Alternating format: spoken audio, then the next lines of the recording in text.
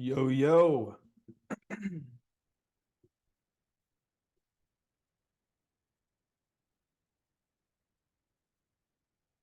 Yo, what up? What's up, man? Good morning to you over there in San Fran. Yes, what's up, Evan? How you doing? I'm doing good, brother. Hey, uh, early for me, but afternoon for you, man.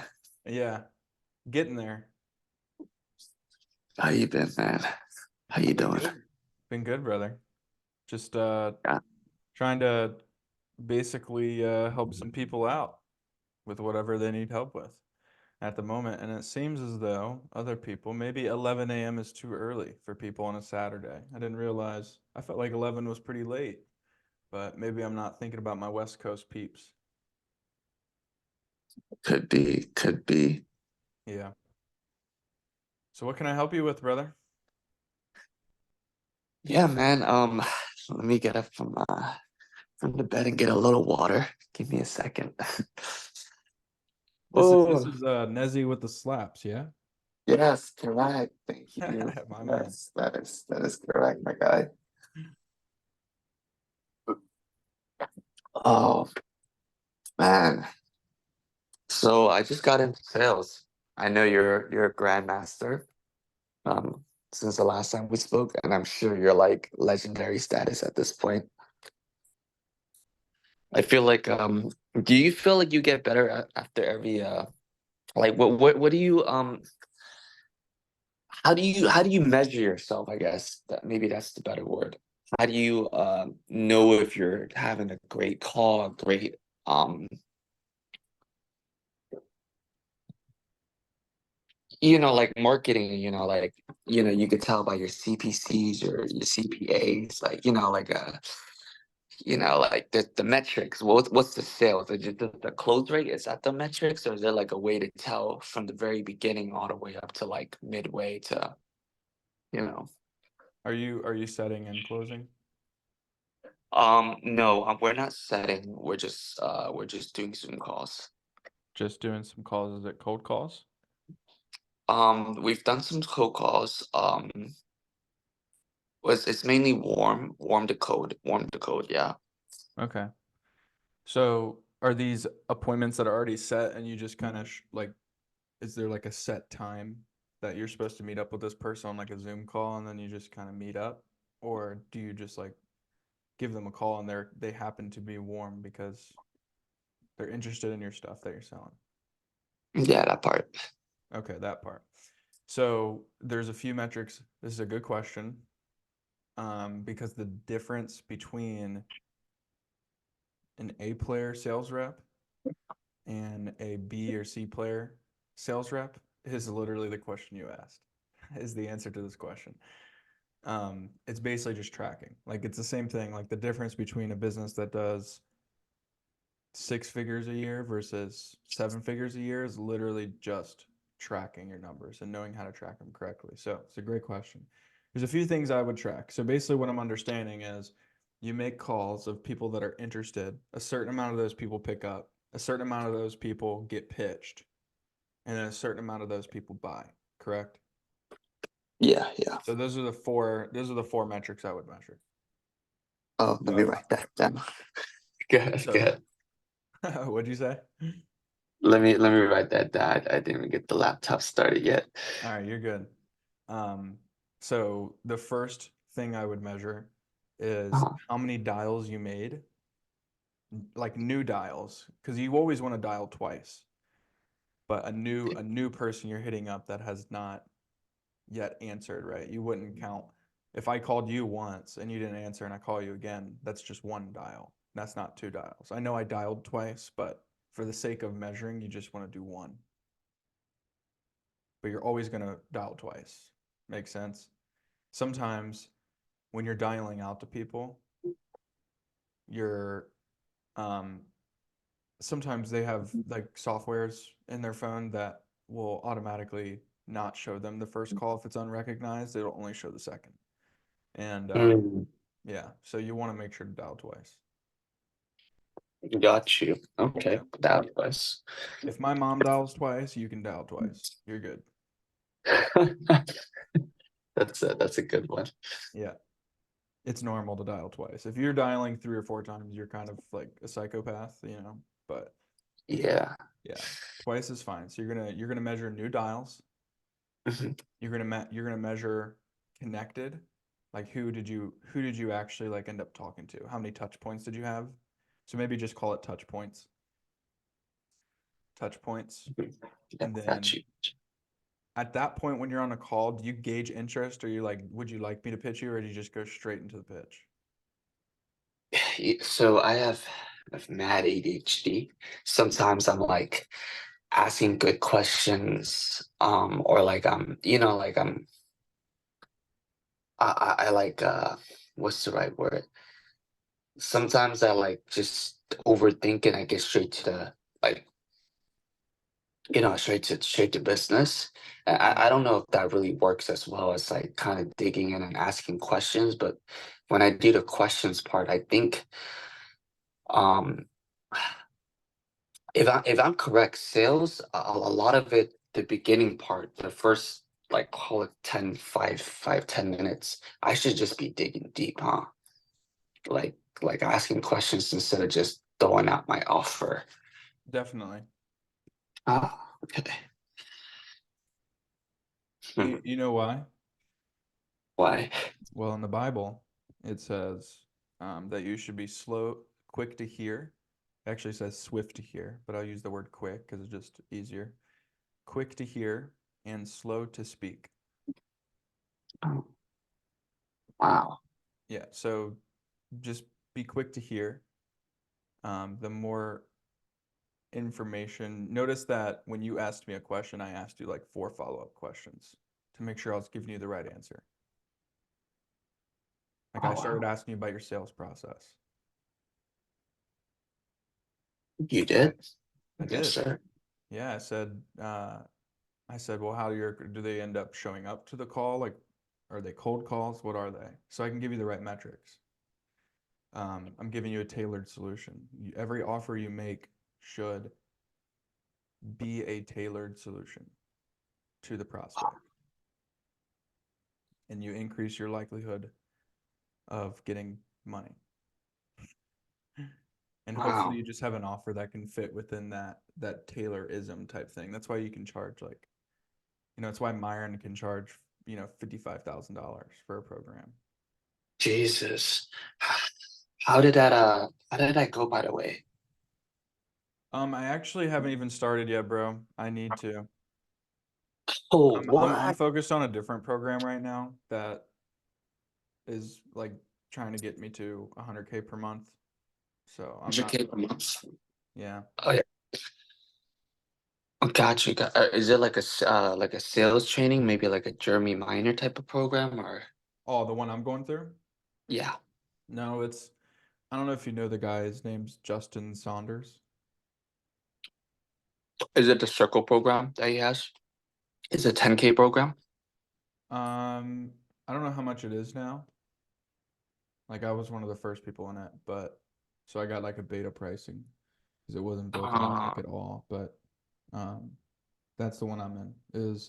It's Justin? It's like basically Instagram DM ads, and that's what it is. okay, that's cool. Is it so you've been running ads?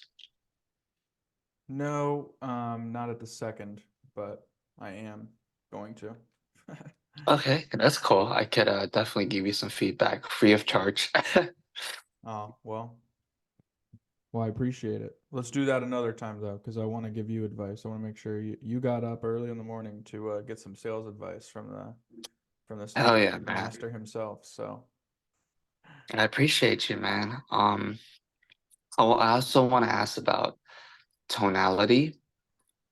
I okay. know that's really big. Well, hold on. Um, Before you ask that question, I want to give you the other 2 metrics because I only gave oh you. yes. I want to give you. So there's 4 metrics that you need to track. Well, really, yeah. There's a few metrics, more metrics. So you've got new dials, Hmm. you've got connected, and then Connected, yes.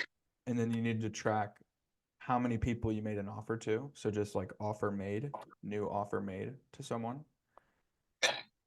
And then you need to track how many people you enroll, how much Got revenue you. that brings in, and how much cash you actually collected. You Ah, know the that's a difference thought. between revenue and cash? That's net and I mean, gross and profit, or is that No, like a time measurement? no, not gross and profit. Like sometimes, like I don't know, how much is your program? How much Uh, do the, you sell? the program's anywhere between 3,000 to 6,000. Okay, 3,000 to 6,000. Well, that would be the revenue. And Uh-huh. then do they have to pay in full, or do you have payment plans just in case they don't Uh, that much? they have to pay in full. Okay. Well, that's the first thing I would do. If you want to increase cash, Hmm. you allow payment plans. Got you. Yeah, if they need it. Like some people don't have $3,000 to $6,000 in their bank account, but maybe they have two. Yeah, you're right. You're right. You know what I mean? So then you would put 3,000 revenue, 2,000 cash collected, and that means basically you'll collect the other 1,000 in 30 days. Okay, cool. And then people, I see what you're saying. I've done payment plans before too for programs. Yep. Yep. But if they have the cash, obviously, like, I mean, as a general rule of thumb, like, bro, if they have only $6,000, don't take all their $6,000. Like, you probably take like at most half. If the person has 15 grand, well, yeah, go ahead, get a pay in full. But just as, um, because I'm guessing you do some sort of coaching as well, like with that. Yeah, yeah, yeah. Okay. Like the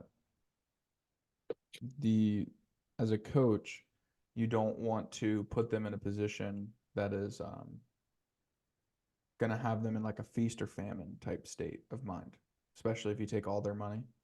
I don't know who you target or like what's your avatar, but for me, um, at least in the past 2 years that I've been doing this, like for getting like training people high ticket sales, um, I have taken all of people's money before. I've not found it to be a profitable thing in the long run. Like usually it's better to get on a payment plan if it's like all their money in their bank account. It's better to, you know, give them a payment plan so that they aren't in this like feast and famine type state. Because when they are, it can get ugly. So Mhm. my best advice to you from someone who's made that mistake. I like that. I feel like you could see that part. Yeah. Like, Well, also, dude, don't, if your thing's $3,000, like minimum $1,000 a month.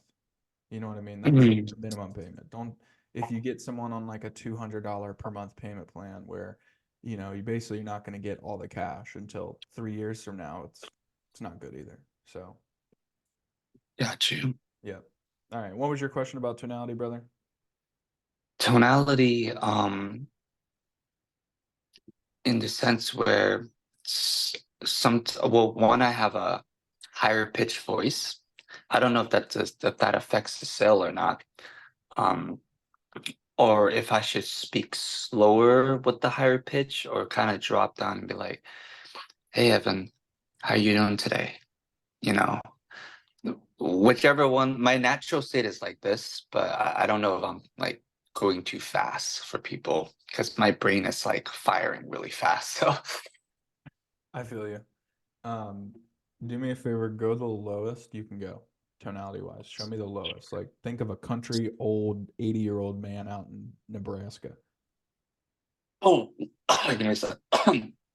Should I get my real voice out? Hey, you should Oh, be able to do this easier now than any other time of day. You just woke up. for real, like that, There you go. but that's Yeah, the dude. countryside. But I don't talk, I don't talk like that. All So right. Now go all the way to the roof. False hey, stand tight. hey, hey, hey, like that. All right, bro. So you got your range. You got a pretty wide range. So that's good. Um, when you're saying something important in the pitch, like how I'm doing right now, and I'm telling you something that is important, you slow down because I give you time to process what I'm saying. See how you're processing it right now? Yeah. Probably. So you slow down when it's important. When it's not as important, you can speed up. Okay. Yeah. Super, super simple. Now, as it relates to like some little things, I can give you like some little tacky tricks. Whenever you speak, there's like at the end of your sentences, if you can just imagine, either you're going like this, or down. So either you're seeking for validation, you're like just neutral, or you're breaking it. You're trying to break it. Yeah. So where you'd like to be is at the end of your sentences, always end it down, like I just did. Okay. See that? So obviously, when I ask a question, I say, "You see that?" I didn't go, "Do you see that?" That's seeking for validation. Like think of a woman, dude. If you're, I know you have a wife, right? Right. Like, but think before her, right? Like if you're going up to a girl like, "Hey, how you doing?" You're like, she's not gonna like you. Straight up. She's gonna be like, "Whoa, is this guy gay?" You know, Yeah. maybe this is too real for or not for you, but San Francisco, maybe you don't hear that stuff very often over there. But um I don't know. You just want to in a sales call, you want to end it down. That's it. Down. Yeah. Got it. Most of the time. And then slow down. Another thing is cadence, like how fast you speak. So I'll give you a little thing. I just actually taught this to one of my students the other day. So,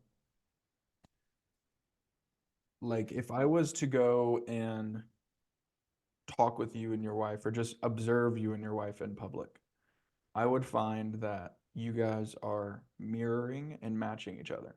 Like, if you have your legs crossed, she's probably got her legs crossed. Mhm.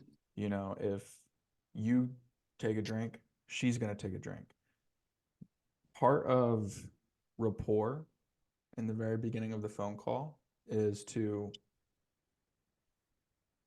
see where someone is at so you can measure where you're supposed to be at.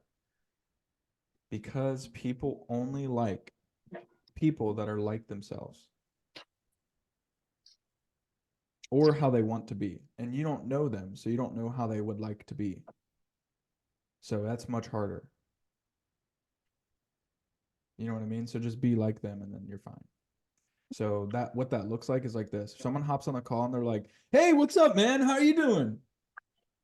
You see how that's I like got. more upbeat? The cadence is Yeah. higher. You're gonna match that. Hey, what's up, man? How you been? So I got it.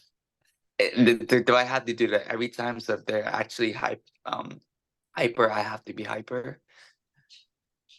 Well, like maybe not immediately, but like if Oh, you're okay, okay. naturally in rapport with somebody, you're gonna. If you remember when we were at that table, Yes. on Yeah, yeah, Myron's, yeah. bro, the Uh-huh. the cadence was high. It was Mm, upbeat.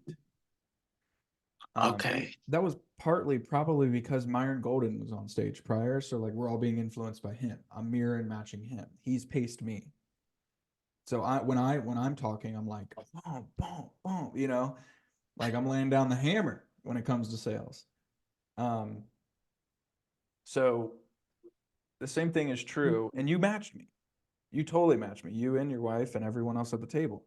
I'm not saying I caused that. I'm not saying y'all matched me. Maybe I was just mirroring you guys. We were just in rapport. That's how it works. You don't even realize it. So Yeah. I'm not saying like if I go, "Hey, what's up, dude?" You go, "Hey, what's up, dude?" It's not like you have to meet me there right then. You know what I mean? You can slowly raise to it maybe 30 seconds later. Um, but you just want to mirror and match. The more you can mirror and match, and when people get into a flow of matching you, when you pitch, you can start to pace them. What do I mean by that? Um, is your wife around? Yeah, she's actually. Yes, she's right there. She's listening. Oh, she's listening. Okay. Well, I was gonna give you some advice to test out on your wife. Uh, But since she's here, I maybe just try this with somebody else, right? If you want some, like, if you just to try it out to test it. Next time you're out at dinner with someone, maybe close friends of your guys, or I don't know, family or something that maybe you don't get along with this person much, right? Like, or maybe it's just like a weird vibe. Maybe it can be awkward. When you're at dinner, when he picks up or she picks up her cup to drink, I want you to do it like 2 seconds after she or he does, like nonchalantly. Just do it. Get in a flow with it. Every time they pick up their food, you pick up a piece of food. And they're not even going to realize it. It's subconscious, but what's going to happen is right now you're mirror and matching them. And then guess what? When they get used to it, when they get into the flow of it, now when you reach for the drink, they reach for the drink, but they don't know that you did that on purpose. no way. Yeah, I did it to so my wife's so my father-in-law now, but before she was my wife, he didn't necessarily that's his little girl, Gotcha. so he loves her a lot. And he always gave me a hard time. And then whenever my friends would come over, they'd be like, "Man, I don't really know if he likes you or not." And so what I started doing was just that, was mirrored matching, and like anytime he picked up a drink. And now I will even notice from before that we do it at the same time. Now, still to this day. Like it's weird, but it happens. Because if I look at you and your wife out in public, you guys do the same thing right now subconsciously, and you have been for a while. You weren't aware of it until now. That's probably true. Yeah. I'll be more observant. But no, you're right. That's probably true though. Like 90%. Yeah. So my point is though, when you're like, tonality is mostly based on, at least in the beginning, the other person. The only like tonality you don't really match is apathy, which is like the lack of emotion being there. Because that's like total control to some degree, right? Like if you have lack of emotion, you're thinking logically, you have processes that you do, and you're in control. So our goal in a sales call is to get the right emotions involved so that we can help them to make a decision, because sometimes being in that apathetic state does not help. Ah, it's the opposite of apathetic, empathetic. Mm-hmm. Empathetic is when, like, what it talks about, like compassion. It's like this, the bowels will start to yearn for someone, right? Like that's why they show those kitty commercials where the kitties are like abused, and they try to get you to donate. It gets your bowels going, makes you start yearning, gives you empathy. It's like a really, really strong emotion. It's like compassion, empathetic, right? Versus apathetic is no emotion whatsoever. You're just, it is what it is. Wow. Yeah. Um, so you have to be emotional or you have to relate to the person in the empathetic sense. Like, oh, I feel you. I understand. I have that problem too. Like that? Or is it more like I don't know what the other version would be. So you're asking what sort of emotions you should be in as a closer? Yeah, yeah. Okay. Kind of like, yeah.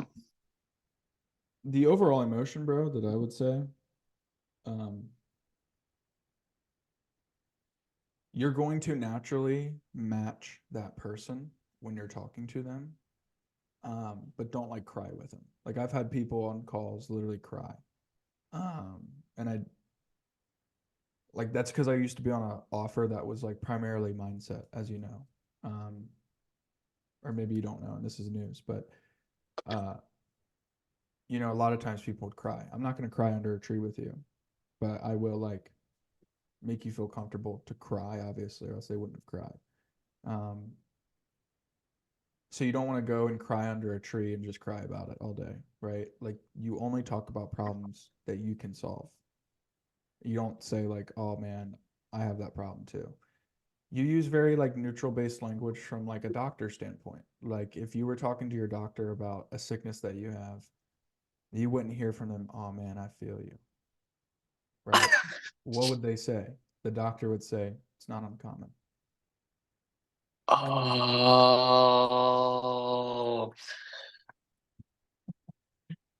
I feel like the lights and fireworks are can you give me like two more examples of kind of what we just did or there?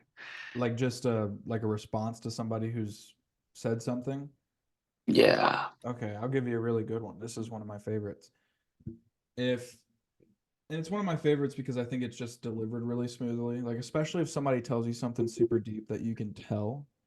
They don't tell many people. I always say something like, "Wow, man, like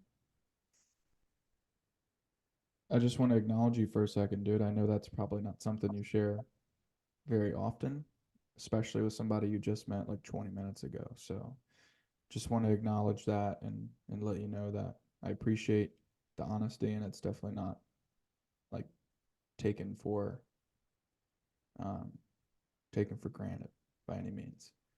And then you kind of move on. Because once you get them to that point, if you get them to that point where they're like, they said something super deep and you know it hit really hard to them, you'll hear it in their voice. Like they're like you got the gold. They're like you really did. You dug and you hit the gold. You boom, you heard the doink because you'll hear it in their emotions. Um, like the Bible says, and I think it's in Proverbs. It says, "As in water, face answereth to face, so the heart of man to man." What that means is this: if you make a noise, um, I don't know, like take the San Francisco water, right? You live in the Bay, yeah? Or like Yeah, Bay Area, okay, yep. okay. So you ever notice that like, or just like think of the, I think it's easiest to say it like this. So water hears everything. What do I mean by that? It's affected by it. It moves by Oh, noise, by vibration. It moves. So, but it also means this. Have you ever seen like a beautiful picture of a mountain and then under it is the water and like the water is reflecting the mountain? yeah. That's still Yes. that's still waters. So when Jesus talks about, be still and know that I am God, or when he was on the water and he said, you know, peace be still. And he said that to the water and then he rebuked the wind, right? When he's saying that to the water is representing our heart, where our feelings are. So if like from this call, if have you ever talked to someone who just seems super anxious when they talk to you? Have you ever and like you feel that from them? You can tell the waters are shaky. And by them Mm, being anxious, you also feel anxious all of a sudden. yeah. Okay, so that's what I'm talking about here. When you get to the point where you know you hit the goal, you're gonna know it. I'm sure you've had plenty of conversations with your wife where you're having a super deep conversation. It's normal to y'all because you guys are so intimate, but when you're talking to somebody on a sales call and they tell you something that you just know they don't tell very many people, other than maybe their closest friends and family, you know you hit the gold.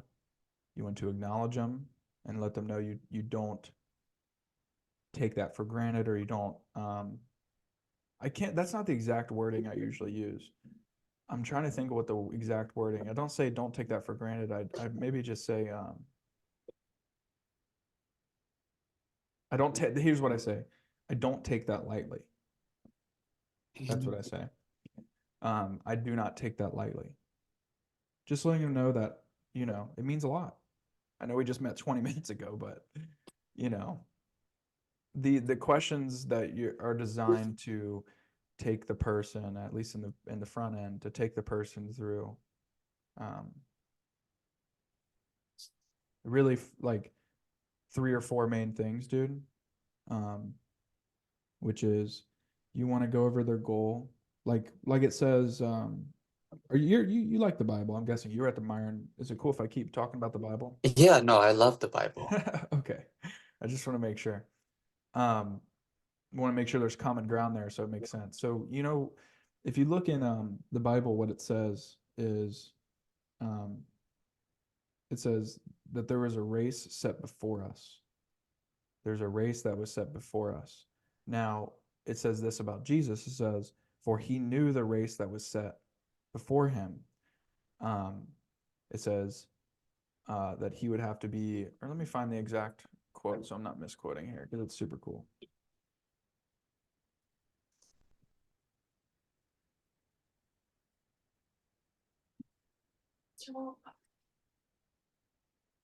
And I have my water right there next to you. Yeah, it's Hebrews 12, 1 through 2. So it's basically,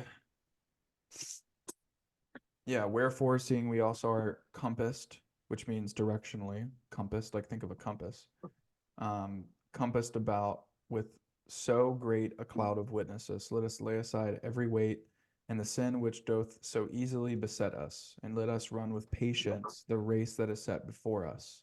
So all of us have a race that's set before us. So what I'm trying to understand on a sales call, especially like on the front end, is to figure out what that race is for them because it's different for everybody. Like the race that you're in is different than the race that I'm in.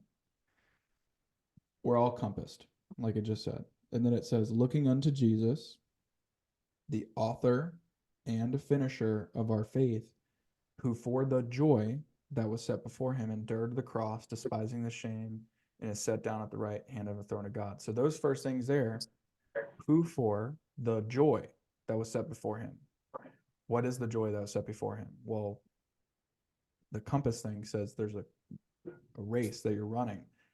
The race for Jesus was to be set down at the right hand of the throne of God. That was what got him through all that. That's what he was thinking about. So what I'm trying to understand on a sales call, first of all, is what is that sin which doth easily beset the person? AKA, a sin just means, by the way, that word sin doesn't mean like, oh, you cussed or not even cussed, but maybe I don't know what a normal, like maybe you lied. That's not, it's sin literally just means in this context to fall short. Like think of an arch, like a person, trying to shoot an arch and, or trying to shoot a target with a archery. I don't know how to say this sentence, but they're falling short. Where are they falling short? That's where you're an expert in. You help people hit the target. Does that make sense? So all I'm trying to figure out in the sales conversation is where are they falling short? What is that race that's set before them? Where are they falling short? Why are they doing it? Right? Jesus was doing it to be set down at the right hand of the throne of God. And I want them to feel that, experience it with me right now. I like give the space for that. And then I'm trying to figure out why now. Like I'm trying to create some urgency, right? And part of that is a consequence. You have to go over consequences, right? In the New Testament, Paul talks about how it is for the uh, terror. It is because of terror that we persuade men. The terror of what? Of sin. If you sin, where do you go? Naturally, if you sin, where do you go? Yeah, you go to hell, right? You go to hell. Jesus paid for our sins so we don't have to. He washes us clean. But if you don't believe in Jesus, that's just the default place you go. We all came out basically going to hell. That's what we deserve. So it is for the terror that we persuade men. What's that mean? There's a huge consequence to come if you don't figure this out. Basically, if I can't persuade you right now. Same thing's true. The consequence, that terror, is the leverage you have on a sales call, especially when you're objection handling. I've talked to people, no joke, who have told me if I don't figure this out, it'll kill my marriage. If I don't figure this out, I'll commit suicide probably. And 3 to 6 months from now, and a year from now, if this is still happening, I probably won't be here. well, now I'm freaking, now I have to persuade you, dude, or else I'm gonna feel like I caused your suicide to some degree. You know what I mean? Um, so it's for the terror, it's the consequence. So you have to go over consequences as well on the front end. If they don't figure this out, what happens if you don't figure this out, dude? You know. So, anyways, I know that was a long-winded answer, and I probably, hopefully, I didn't overwhelm you. That was a very long answer to your question, which was about tonality, but I want just the content of the conversation can very easily be all over the place. You're supposed to be right there with them emotionally the whole time. Besides, and when you're pitching, you're supposed to lead them emotionally into faith, right? Because Jesus is the author and finisher of our faith. And without faith, you're not going to make a decision. Faith is what? Faith is, like it says in Hebrews 11:1 is, or 11:1 is the substance of things hoped for, evidence of things not seen. So all I'm doing the entire time I'm pitching is pacing them to have a lot of certainty in their future with me, working with me. And then when we get into objection handling, what happens? Well, you drop the price tag. If I told you right now, hey, bro, give me 10 grand, what happens? A lot of times, the default for people is panic, it's apprehension, it's overwhelm. Now you're going to become apathetic as a closer. You need to control your emotions here, or else you're going to screw the whole thing up. Go through the normal procedures of objection handling that you would normally do. Because what happens when you panic? All procedures go out the door. You know, you don't even care anymore. You're just like, you're going to say what you feel. The emotion has taken over. So you want to be apathetic in that moment, which just means in control of your emotions. You should feel nothing in this moment. Like you can control your emotions in that moment. And by the way, if you feel like you can't, you just need to practice more. Practice objection handling more, and you should be fine. Got it. Yeah. Not, I know that was a lot, bro. no, no, not at all, man. I'm soaking it all in. Actually, I feel like this is the best call I've ever hopped on. Let's go, dude. Good to hear. Yeah. Well, you made So, my morning. hell yeah, man. I just woke up. I'm like, gotta make this, man. By the way, what type of objections do you get when it comes to like, let's say you drop something, you're like 10K, and they start like, oh shit, maybe not oh shit, that's not the first thing. But you can see it in their Sometimes it is. That is sometimes the first thing. oh man. If we had a real conversation, and obviously they're being real with me, like yeah, sometimes that can happen. But go on. How can we get them out of that state where they're probably like you caught them off guard, was possibly not off guard, but when that ball drops, they're either ready for it because they have money, you've prepped them, they feel good, they're like, let's go. But obviously that's like 10% of the time, right? Yeah, Um, probably less. Yeah. I less, huh? Like they're just open and they're from the start. But everyone else is like, do you feel like it's a? I hear salespeople on calls say that if you haven't either given them enough value or answered enough questions, is that where you have to reevaluate if they're on the edge, I guess. No, you don't need to do that. That's bad sales advice. Just being totally honest. The first thing that you need to do, man, is like Jesus does when everybody's freaking out. You calm down the waters and you rebuke the wind. The wind is a picture of false doctrine in your head. And you know what the Bible says in Proverbs? It says, answer a fool not according to his what is it? Answer a fool not according to his foolishness. That's what it is. Answer a fool not according to his foolishness, lest ye be like him. So when somebody gives you a delusion, that's what happens most of the time. They'll give you a delusion in their mind, which is, oh man, that's a lot of money. They'll say something like that. You don't answer them according to their foolishness because you're going to be made just like him. So you want to be wise. The first thing you do, notice what Jesus did and the way he did it. He said, he rebuked the wind. He said, peace, be still. So the first thing you need to do, Jesus wasn't freaking out. That's the reason he could tell, and he's God, so he can do whatever he wants. But first thing you have to understand is if you're freaking out, you can't get them to calm down.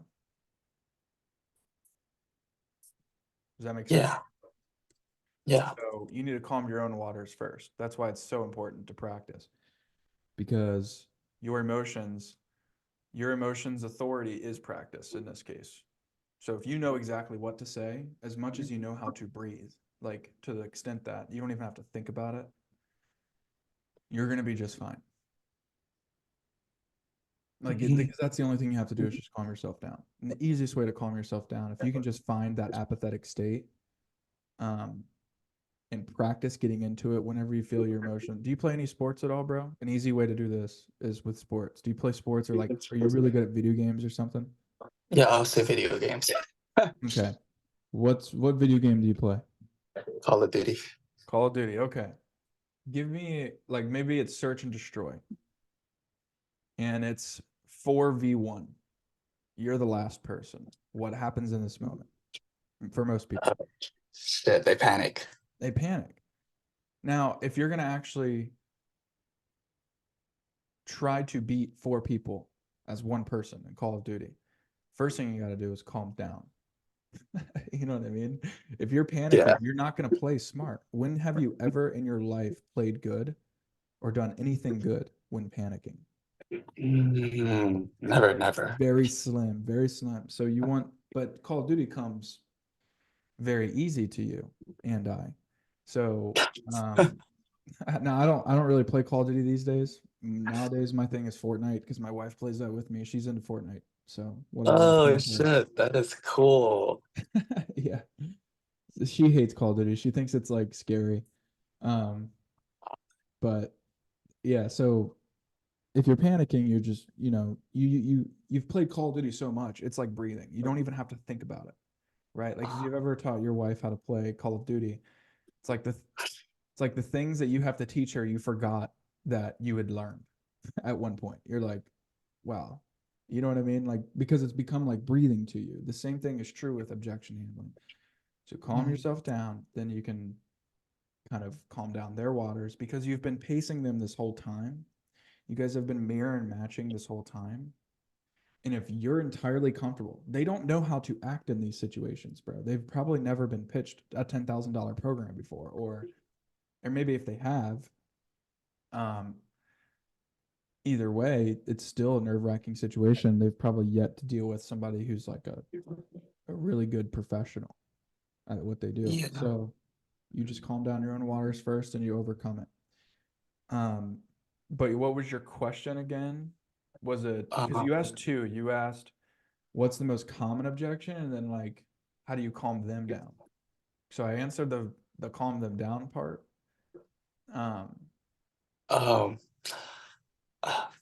It was because I just follow, like a bunch of like people on Instagram. So sometimes these videos will just pop up and people give value all the time. But it can be taken out of context because, you get like a 20-second clip and fuck, that could be, without full context. So the objection handling part, I hear people say like you just have to ask them questions like, oh well, why? What's holding you back? Questions like that. And that Wow. So that's a good question to ask, but it gives no context. Like the most common objection that you'll ever get that won't go anywhere are, I need to think about it, and um, a partner objection, because they aren't really saying anything. It's a complete smokescreen. There's a clever way to go around it.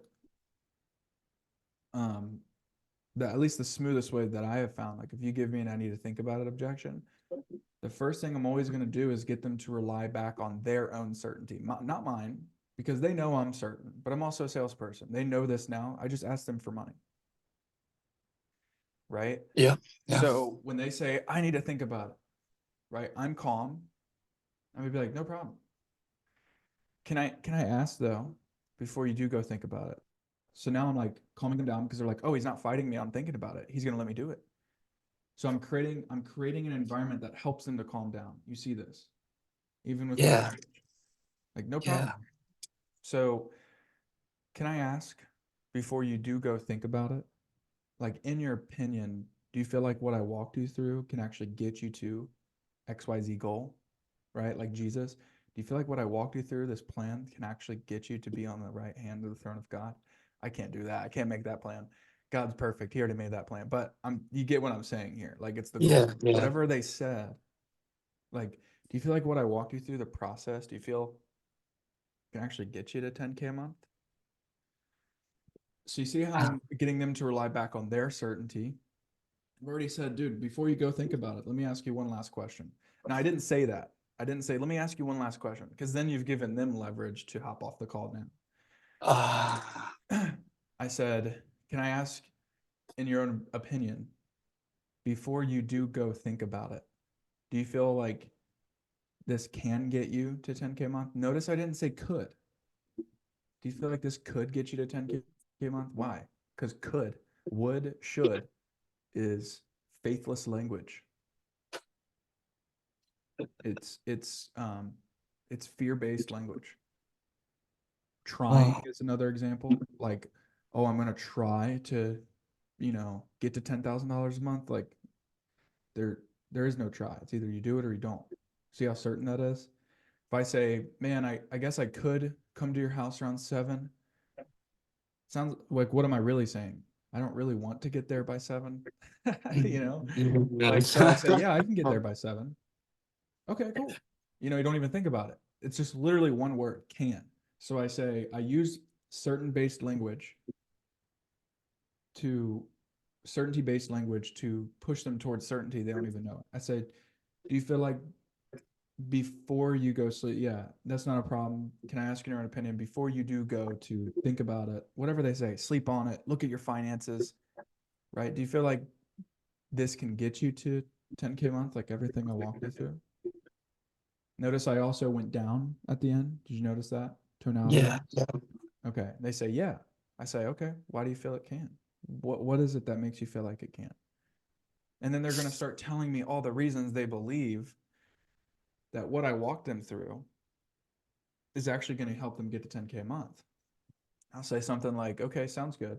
But I still have this objection, which is I need to think about how do I overcome this? This is where I overcome it. Super simple, right? After they tell me all the reasons, I'm going to say, okay, sounds good. So, can I ask, brother, like, when you do go think about it, what's coming? Notice my pauses. See how I'm slowing down? What happens when you panic? You start. Yeah. You Yeah. start speeding up. Notice I'm not saying, okay, sounds good, man. So, can I ask, brother, before you do go think about it? I'm like slowing down. And it seems like I'm thinking about this, but dude, I've said this like 100 times. You know what I mean? Like, I know exactly what I'm going to say, but it seems as though I've come up with it just now and I'm slowed down. What's that cause you to do? Slow down too. Slow down as well and think about it. Okay, sounds good. So you just gave me all the reasons as to why, basically you're certain that I can help you get to whatever goal it is. So can I ask, brother, like when you do go and think about it, what's coming up for you that like makes you want to do so? Just to see if I can help with it. then they're going to either give you the real objection or give you another smokescreen like partner. Does that make sense? Yeah, So that yeah, I'm going to cast their certainty. Like I'm going to figure out where it's at. And if there's certainty, if I would have asked you, why do you feel like it can? Why do you feel like, do you feel like this can get you to 10K a month? And you say, yeah, I mean, I think so. What makes you feel like it can? Well, I'm not really sure, man. I don't know. I guess it sounds good. That's not like a certain answer that you know what I mean? Like that I'm looking to hear to move forward. So I'd be like, does it actually? I'm not going to be offended, bro. you know, I'm not. I'm good. And they're going to be like, yeah, dude, I don't know, bro. And then they start telling me, they give me all this uncertainty based language. Well, then I know I missed something. Like it's something. So I need to go back to the pitch. And maybe I just had a bad pitch. Maybe I just didn't pitch well. Maybe I'm off my game. That happens. Sometimes, dude, I've played Fortnite a bajillion times. If I showed you my game time on Fortnite, you'd be like, what in the world? But sometimes when I snipe, I'm off. It happens. You know what I mean? So sometimes I'm gonna if they're not very clear in certain, maybe I missed something, or maybe it's not the right thing for them. One of the two. So we got to figure that out. So, anyways, I love that example. I feel you yeah, on that part. Yeah, if you played it, you're off on those days. I get you right there. yeah, And yeah, the smoke screen part, I feel you on that part too. Um, ah, some people they do just give you like what if the real objections they really don't have money? What do you do from there? And you could feel it, and you're like, damn. well, first, if they say, dude, I just don't have money. I mean, you're ideally you don't pitch anybody who doesn't have money. Usually figure that out before. So an easy way to figure that out, because money is kind of a sensitive thing to talk about, especially. Do you talk to entrepreneurs or who do you target for your offer? Is it like regular people? Um, it's both, but we've figured out we have to target older people. Regular people? Um, yeah, regular people. Yeah. Okay, regular people. So with regular people, this is a sensitive thing. With entrepreneurs, if you ask me, Evan, what'd you do in Rev last month? Like, I'm not gonna have a problem answering that. But if you ask my dad, you know what I mean? Hey dad, how much you make last month? He's gonna be like, son, keep your nose in your own face, buddy. Like that's what he's gonna say. So there's little ways you can overcome this. An easy way to do it. Do you have like a make money offer? Like, is it something that like if you do this, you have the potential to make more money, or is it um, like what's your offer? Just so I can give you a really Oh, easy way to ask yeah, that yeah. question. So I remember you taught me hard and soft. This is more of a hard offer. Like if you do this, if you do A, you get B versus a mindset thing. Yeah. Yeah, So it's yours is a a hard offer. hard offer, Okay. tangible. Yeah. Okay. Perfect. So you ask them the easy question, which no one has a problem answering, is how much do you want to make? Right? Like, what's your goal? How much are you looking to make? Right? Easy question to answer. What's their answer most of the time? Do you know? 10, yeah, 10, 15, something on the Okay. 10, $15,000 a month. Okay, cool. Um, so how much would you need to like replace your current income? Oh wow, that's a good question to ask them. Yeah, how much would you need to replace your current income? Easy way, right? Or an easy way to get into the pain. This is a little trick. It's not a little trick, it's just very like cunning, right? It's very like smooth. A lot of times when you ask a question like, so man, like, what do you do for work? They'll be like, so this is what I do for like my offer. So what do you do for work? Oh, I'm in construction. Okay, got you. How long you been doing that for? I've been in it for like 3 years. Wow, dude, like it's a long time. So after 3 years, what has you possibly looking at other opportunities? they're going to say, oh man, I just want to make more money. Now, you know, what I'm looking for here is not their goal, or else I would just say, how much do you want to make? I'm looking for their pain. I'm trying to find their problem, the thing that keeps them up at night. For construction people, it's probably they work too much out in weather that is not awesome, right? And it's a labor, right? If I had to guess. So, Yeah. but they told me, I said, so what has you looking to, at other possibilities, other opportunities? They're going to be like, oh, I just want to make more money, but I'm looking for the problem here. What would you do?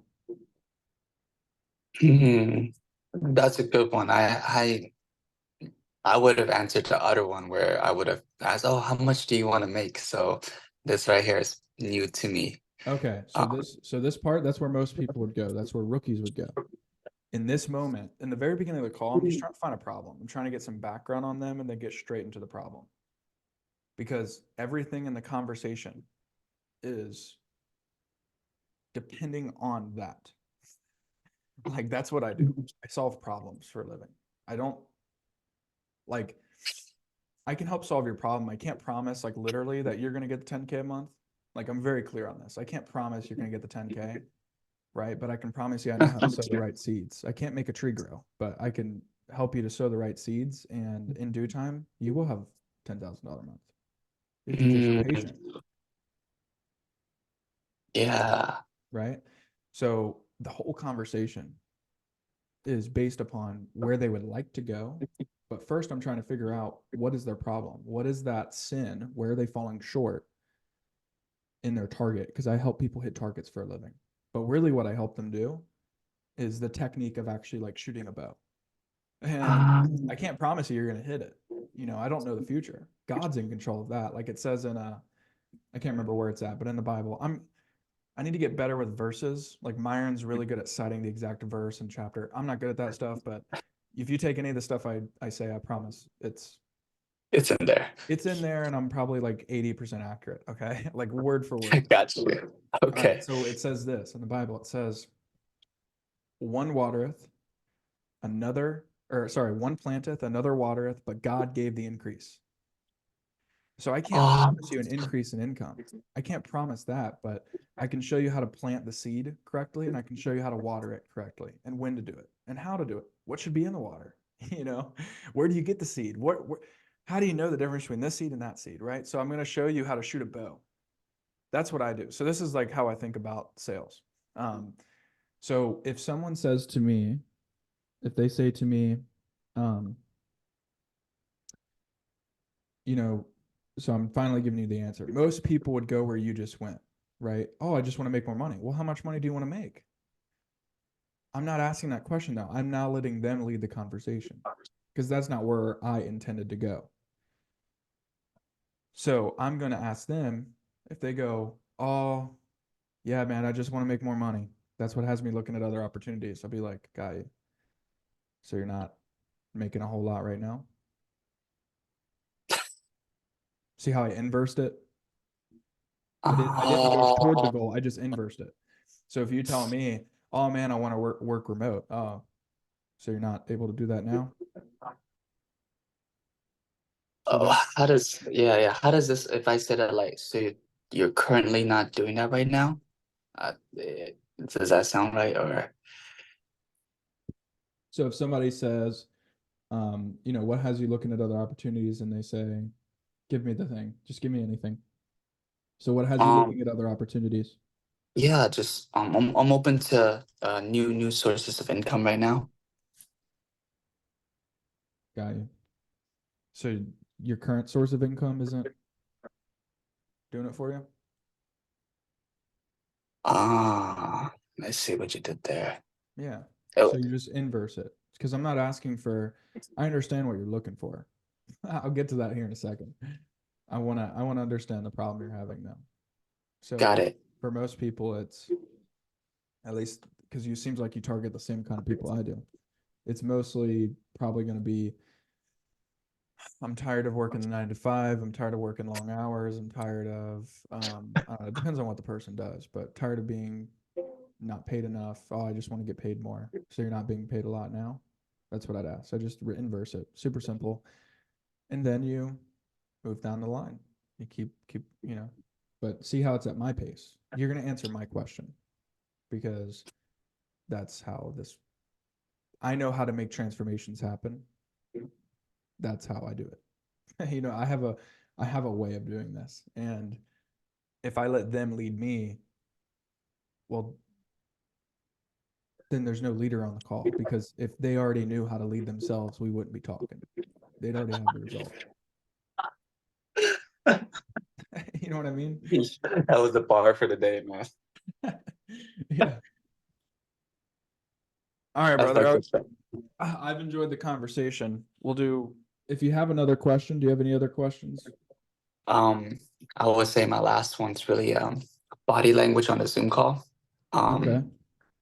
You know, sometimes I get nervous. I don't know if it shows or like if I lean forward, lean back, or should I just stay still the whole time? Just very subtle things I'm sure people notice as well. If you're nervous, people can tell. Just so you know. How do you get over that? I'm not nervous in real life. I'm just weird on Zoom.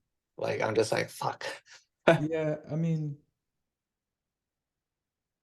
just get used to it. Just practice. What has you nervous specifically? I and then maybe I'd be able to give you a really good answer. That I can't even. Oh, being okay. My girlfriend says being afraid of saying the wrong things. Being afraid of saying the wrong things. I'll give you a real easy way to overcome that. I used to be afraid of that as well. My John Whiting, the guy I used to work for, he was solely responsible for helping me get good at the sales thing for real. I was scared of that too. This is what he said to me. You can't say the wrong thing To to the the right right person. person. You can't say the right thing to the wrong person. So, I can't say something wrong. If I say something wrong to you, you're not you're not the right person I probably want to work with anyways. So you can't say the wrong thing to the right person, and you can't say the right thing to the wrong person. Like if they're the wrong person, there's nothing you could say that can make them the right kind of person. So, no need to whatever. Like I have an aunt that um is she totally does not like me. Um now I haven't literally I've been with my wife for we've been together for 5, 6 years. There's literally not anything I've ever done or said to her that can make her hate me as much as she does. I've done nothing but be nice to the girl. So if it's the wrong person, there's nothing you can say that will make them all of a sudden be right. You know what I mean? They're just the wrong person. Hey, whatever. This is what I love. This is actually the advice that Myron gave me because I was um, scared of people not misunderstanding me and my assignment and misunderstanding my words. And first thing Myron said to me was, "It's all right, man. Jesus was misunderstood." He's like, "I love the verse that says," and I'm doing Myron's stuff. I love the verse that says in Philippians 2, where it says, "Let this mind be in you, which was also in the Christ Jesus, who being in the form of God, he thought it not robbery to be equal with God, but he made himself of no reputation." So he knew who he was, but he didn't have to prove to you he was who he knew he was. And Wow. until you get to the point where you could care less, you just don't have, you have there's so many levels in which you could care less about what that person thinks of you. You're not going to be able to step into your assignment. Yeah. You're a big facts, Evan. Big So yeah, no need to be, yeah, you can't say the wrong thing to the right person. I've said, God knows the things that have come out of my mouth. There's a reason why when I first got anointed, like the pastor specifically said God wants to get in control of your tongue, specifically your mouth. Because I had a potty mouth, right? So I was saying all the wrong things on sales calls prior to this. So I can promise you there's, yeah, no worries. Got you. I'm probably gonna ask you the most easiest question ever to close us off. Okay. But when is there like a certain amount of questions you ask before you get into the presentation, like the opening to presentation? Or is there like how do you transition that like from the um diving into the pain point and then all of a sudden hitting them with that, oh, this is what we're here to talk about today. Well, since you're calling them out of the blue, like I don't know how your funnel's set up, but like I would always have a point of leverage as to the reason I'm calling. Like it's in their own benefit. So like let's say they ordered something like a free, like this free course that I have. Everybody gives me their phone number. What I do is if I was to do this now, I would call them and say, you know, hey, is this John? Yeah, this is John. Hey, John, it's Evan. You actually just enrolled into Closers University. Um, I don't know if you know this or not, but one of the things that you actually get with Closers University is one of Evan's private trainings. Evan has a ton of those. So instead of like just sending you a random cookie cutter one, what we like to do is just like get to know you, where you're at, where you're trying to go. And then if I find like a challenge that you're having specifically that might be able to help, I'll just send that your way. So it's like really tailored to you and it might be able to help a lot. Is that cool? You got like 5 minutes? And then, yeah, then see how the leverage is. I'm here to help you. I have a free piece of content that you're actually supposed to get with this thing that's supposed to help you right now directly to you. That's only for you, you know? And then I ask them my normal questions as if I'm going to pitch them, you know? So I like to have a point of leverage for the call because it allows me to lead them. So, so like from there, so you're asking, how do I transition from questions to pitch, basically? Yes. Okay. So there's definitely a few, like you need to make sure you have covered everything. There's a few things you need to cover before you get to the pitch. You need to cover the problem. You need to understand the severity of that problem, which basically is like you just need to understand the problem fully, essentially. You need to understand the problem. The reason why you can't skip over this is because 99% of people buy Tylenol, Advil, ibuprofen, Benadryl, you name it, when they're in pain, and they do not think to take vitamins to keep them healthy in the future. People do not buy things because they just want it really bad. They want health. They want $10,000 a month. They buy things because they hate their situation. They're either going towards something or they're trying to escape from something. And most of the time we try to escape. Yeah. Okay, so you need to go over problem. You need to understand it fully. And then just go deeper on that, like probe if needed. You know what I mean? So just ask some probing questions. What do you mean by that? You know, something like that. And then you need to um, ask some questions that instill doubt. What I mean by that is you don't want them to get off the call and just, as an objection, say, I think I might just do this myself. I'm going to go try it by myself. So a simple question to ask is, so if, you know, let's say that it's a super simple question. You just take their problem and say, so if this is stopping you from getting a 10K per month, like, can I ask you an honest question? Yeah. Okay. What is stopping you from figuring that out on your own? Like, you see how that instills doubt? What's stopping you from figuring that out on your own? So I need to, and you're gonna get a few answers here. You're either gonna get, I can't do it on my I can't do it on my own. You're gonna get, I could do it on my own, but like I'm not, and it's not gonna sound exactly like this. This is what it is in essence. Like, right? Like they're not literally gonna say, I can't do it by myself, you know. But they're probably gonna say, man, I don't know. I think that's the golden question. If I knew that, I probably wouldn't be talking to you. Same thing, right? Yeah. Okay. Or they're gonna say, you know, I could do it on my own, but like I'm not really willing to waste that time. I'd rather, you know, get someone to help me get there faster, basically. Um, so those are the only two answers you'll really get. Um, and then you want to ask them some questions about the race that they've ran. Like, what have you tried to like get to 10K a month, or what have you tried to solve this? Um, so you want to ask them some basically solutions questions. Why do you think that didn't work? Why do I ask these questions? It's so in the pitch, I can customize this to them, and in the pitch, I want to show them why everything in the past hasn't worked and why this will.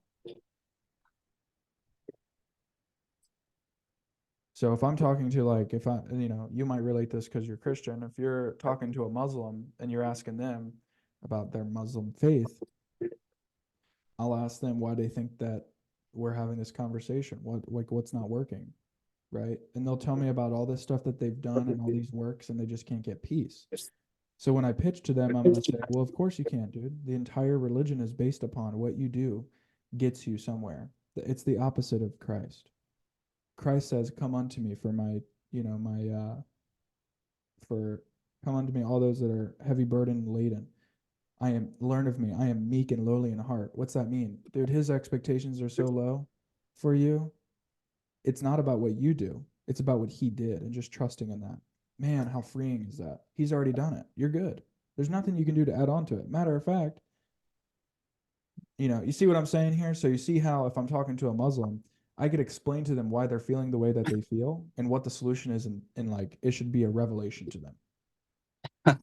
You know what I mean? So if I can do that, because what's that do as well? It shows the person that I'm pitching that I am describing their problem better than they can.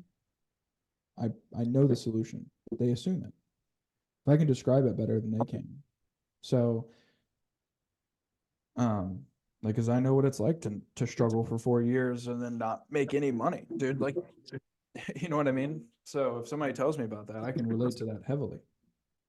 Yeah. And explain exactly how they feel and what is wrong and why they aren't in that position. So, anyways, okay.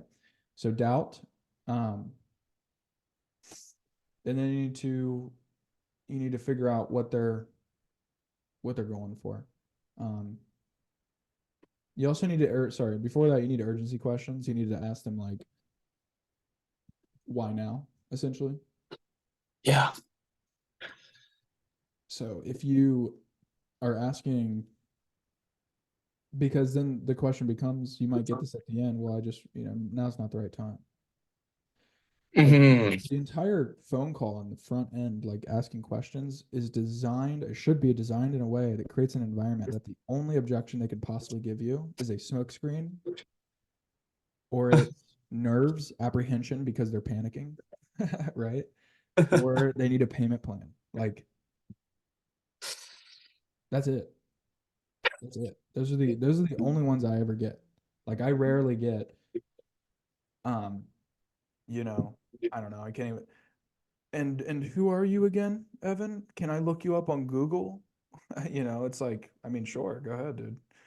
Um, you know, that's just uncertainty based questions. Usually if you do it well enough, you know, you should have very little objections. Like usually it's just either a smoke screen, like I need to talk to my partner, I need to think about it, or it's they have some nerves and some apprehension, like there's some fear, or it's just figuring out a payment plan. That's it. That's all I get, at least, when I do this process.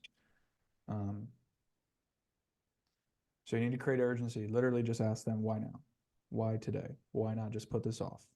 Why do you need to fix this now? Or you could use a different question and say like, so besides obviously putting like more zeros in the bank account, you know, because I haven't met anyone that doesn't want that. Like, why now though? Like, why would you really want to do this right now? Something like that. Super simple. Um, so then you ask them some questions. This is super key, bro. If you're writing this down, Yeah. you need to, after asking them about the possibility of them, whatever their goal is, like what's at the end of the race, so to speak. Um, for somebody it's like $10,000 a month. You need to get them, bro, to believe it, to experience it, to you need to get them to feel it like it's already happened. Receive it. Why do I say that? Because Jesus says in Mark 11:23-25, he says, if someone says to this mountain, be thou removed and be cast into the sea, and shall believe that those things which he saith shall come to pass, he shall have whatsoever he desireth. And he will, so boom. So you need to get him to believe that he actually has already achieved $10,000 a month or $15,000 a month. Why? Because allow him to feel it, allow him to experience it, because he actually has the chance. He'll do the things that are required to actually achieve it. And that probably includes working with you. Yeah. Does that make sense? Yeah. I'm giving you a ton. I'm going to have to send you this recording. I'm giving you a ton of information. So the most important part, bro, you know, when I talked about terror earlier, Mhm. what did I say about terror? You said the terror is a persuasion. Terror, like Paul says, it is for the terror of hell we persuade men. So Mhm. because without terror, it's hard to persuade. Okay. Now this whole time you've been persuading, they just don't know it because you're asking questions that are giving you the answers of somebody that is going to take action. But you have to get the terror. If you don't have the terror, you have no leverage. Mhm. Okay. So what happens is after you've gotten someone to believe it, experience it, and by the way, that's super simple. You'll ask a question like, so what kind of impact would that have on your family? What kind of, man, how would that feel knowing that like you took care of, you provided? How would that feel? Oh man, it'd feel great. How good, dude? Tell me. See how I'm going with them? I'm not apathetic here where I have zero emotion. I'm trying to lead them into like I'm trying to pace you above. So if they're like, oh man, that'd be great. I'm like, tell me about it, dude. I went above them just a little bit so that it'll raise them up. See how I'm pacing them? You can only Wow. pace somebody if you're in rapport. So you need to get them to believe it. It's not like dude, it's so that I am following the principles that Jesus laid out on how to actually make something happen. My job is to be a leader. The leadership part starts on the sales call. If you don't believe that you can actually if you can't receive this today, you will never receive it. That's what Jesus says. You need to receive it now. Oh my goodness. All right. So now when you get them to receive it, here's the question of terror. Are you ready? So they've just think of it. Their emotions are like this. They're up here. They're experiencing it. They perceived it. They're feeling awesome. Right? It's not as good as when you feel like God. I'm not asking you, to try to give someone peace that passeth all understanding. That doesn't happen by this, but there's a relief that comes. What you're trying to get out of them is, oh, man, I can relax. That's the feeling for men, right? Like what happens when you actually achieve something? Have you ever been 10th prestige, or like back in the day, 10th prestige and Yeah. what's the feeling? It's just like, oh, Yeah. just like that. Yeah, you can just relax now. Holy crap, man, I did it. Sweet. Sweet, yeah, sweet. That's the feeling. There you go. Yeah, so Sweet. that's the feeling you should feel out of your prospects at this point. And then you're going to ask this question. What happens if you never do? God, See that? oh, I All don't know right. what you did there, bro. Oh, What happens if you never do though? yeah. So now you take the relief right away from them. Right after that, oh man, I got to make sure this happens. Then, right?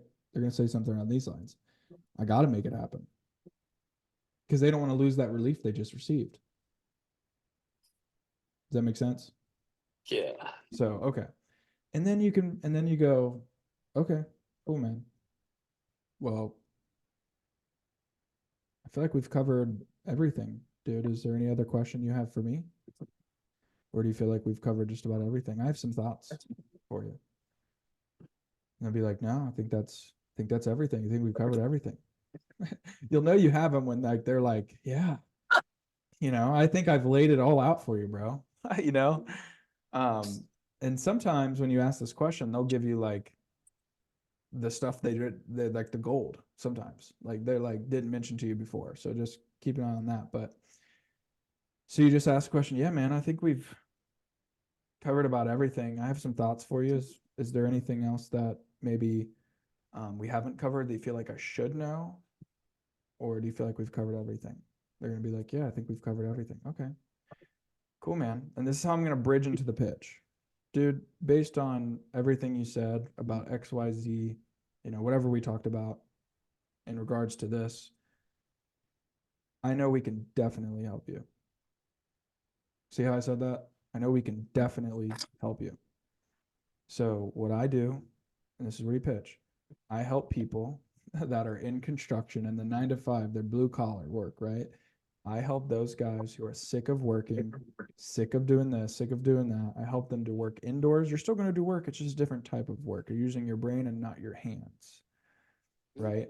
And I help them to get financial freedom. If with hard work, which obviously you're not unfamiliar with being in construction, see how I'm tailoring the solution to them based on our conversation. So it doesn't feel like I'm looking at a script. If you sound scripty here, you lose. So I'm always relating it back to that person. And I'm making up this conversation at the top of my head.